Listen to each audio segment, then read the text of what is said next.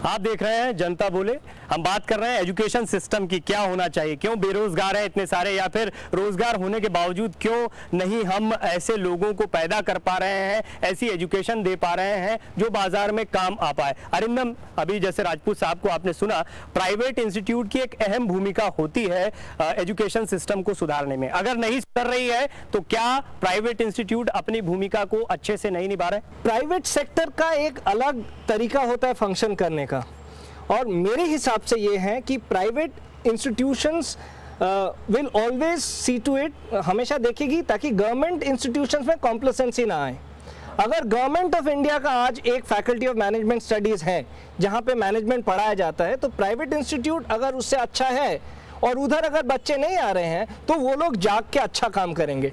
तो प्राइवेट जो खेल है इसमें प्रॉब्लम ये है कि कुछ लोग तो अच्छा पढ़ाई देंगे, कुछ लोग सोचेंगे अरे यार ये तरीका है, आज मार्केट में बच्चे इतने हैं, मैनेजमेंट एजुकेशन का डिमांड है, इंस्टीट्यूट तो खोल लेंगे, लेकिन वो लोग इनपुट नहीं दे पाएंगे और जो बच्चे हैं वहाँ पे जाके सफ़र करेंगे।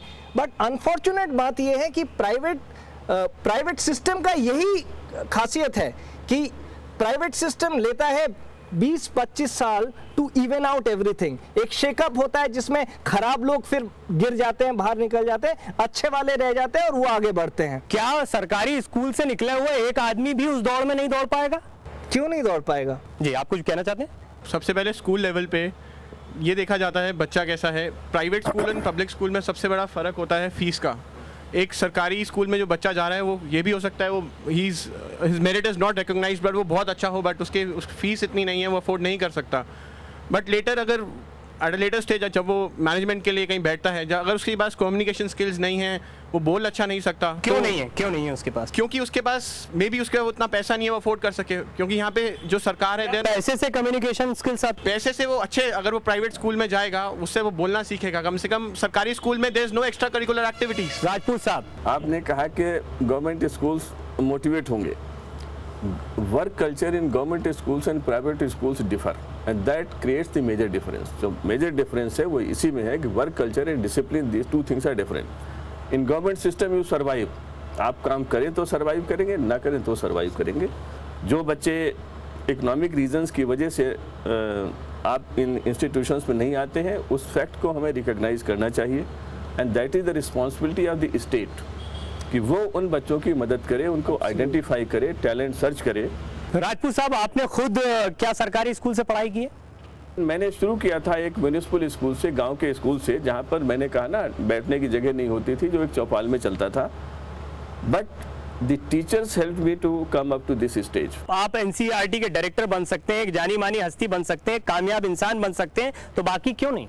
नहीं, मैं कोई अकेला उदाहरण नहीं हूँ, मैं आपको बहुत से ऐसे उदाहरण दे सकता हूँ। So many people have come. ये चांस की बात है कि यहाँ पर ऐसा कोई नहीं है, लेकिन people have overcome the deprivations of economic situations. ना सवाल पूछिए। अगर हम देखें तो सरकारी स्कूलों में लोग जाने से कतराते हैं, लेकिन वही सरकारी यूनिवर्सिटी जो है उसमें लोग होल्ड लगाकर एप्लीकेशंस फॉर्म खरीदते हैं और एक कट ऑफ लिस्ट का वेट करते हैं। 4th 5th cut off list निकलने लग गई हैं स्टूडेंट्स को अकोमोडेट करने के लिए। ऐसा क्यों है? राजपूत साहब, बता पाएंगे आप ऐसा क्यों है? हाँ, नहीं, बहुत अच्छी बात इन्होंने कही कि स्कूलों का वर्क कल्चर अलग है, यूनिवर्सिटीज़ की क्रेडिबिलिटी अलग है, उनकी एक्सेप्टेंस अलग है। Those universities which have established themselves in work culture, researches, other areas, वहाँ लोग जाना चाहते हैं। और इसमें apart from reputation, economic factor भी बड़ा important, is a very significant factor. क्योंकि आप जानिए जो लोग 60-65 हज़ार रुपये किसी स्कूल में फ़ीस देते हैं साल भर में, वो दिल्ली यूनिवर्सिटी में जाके 100-150 रुपये की फ़ीस देते हैं, और ये फैक्टर बहुत बड़ा। आप में से कोई ऐसा है जिसके पास इतना पैसा नहीं था कि एक प्राइवेट इंस्टीट्यूट में पढ़ पाए, फिर भी पढ़ रहा है? और कोई? बाकी सबके पास है।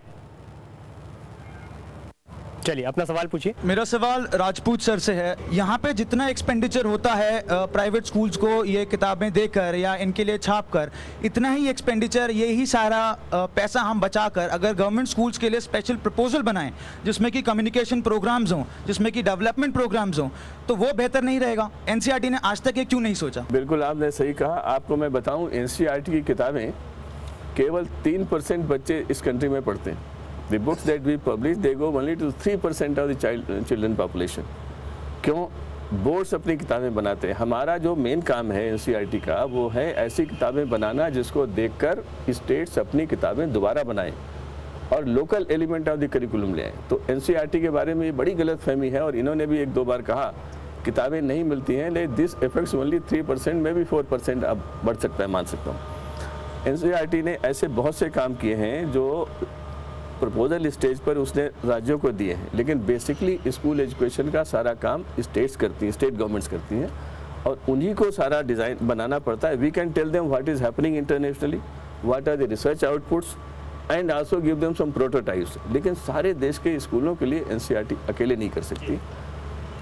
राजू सर, जैसे अभी आपने कहा कि गवर्नमेंट स्कूल अभी धीरे धीरे डेवलपमेंट कर रहे हैं, क्या रीज़न है कि ये जो महान लोग निकल कर आते हैं ये अपने जनरेशन को, अपने बच्चों को गवर्नमेंट स्कूल में ना भेज के प्राइवेट स्कूल में भेजते हैं? ये बात आपकी बहुत अच्छी है और इस सवाल का जवाब किसी के पास नहीं है, मेरे पास भी नहीं है कि लोग अपने बच्चों को फिर सरकारी स्कूलों में क्यों नहीं भेजते। ऐसे लोगों की संख्या बहुत कम है जो ये कहें कि मैं अपने बच्चों को स्कूल में भेजकर वहाँ पढ़ाऊँगा जिससे उस स्कूल के स्तर को मैं सुधार सकूँ।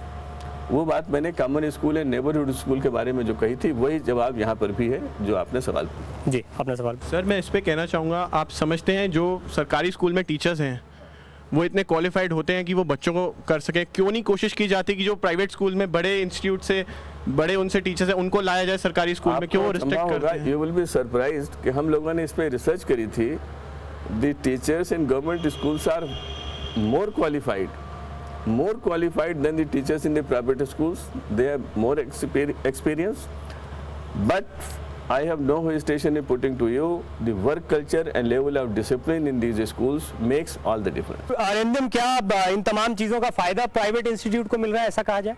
हाँ, ज़रूर मिल रहा है, क्योंकि अगर गवर्नमेंट सेक्टर में पढ़ाई ठीक नहीं हो रही है तो ये प्राइवेट इंस्टीट्यूशंस बूम करेंगे। आप कोई कोशिश कर रहे हैं अरिंदम? अभी हम लोगों ने जो मेन 8 सिटीज़ हैं वहाँ पे 416 स्कूल 1 साल के अंदर खोलने का प्रोग्राम लिया, बट दैट अपार्ट उसमें वर्ग विशेष के बच्चे तो नहीं आएंगे जिनके पास पैसा होगा या जो सिर्फ जा ही रहा है उनके लिए जहाँ पे फ्री एजुकेशन होगा। इस मुहिम को आगे बढ़ाने की जरूरत है राजपूत साहब, या ये इसको बढ़ाने की जरूरत है? लेकिन मेरे मन में ये सवाल सुनकर के एक बात आई थी कि जैसे ये जो ग्रुप यहाँ बैठा है, ये दिल्ली के म्यूनिसिपल कॉर्पोरेशन के 20 स्कूलों में एक प्रोजेक्ट करे और देखें वहाँ क्या कमियां हैं, क्या इनपुट्स देने चाहिए and how we can contribute करेंगे। वो एक मॉडल आप बना करके देश के सामने रख सकते हैं। राजपूत साहब को देंगे?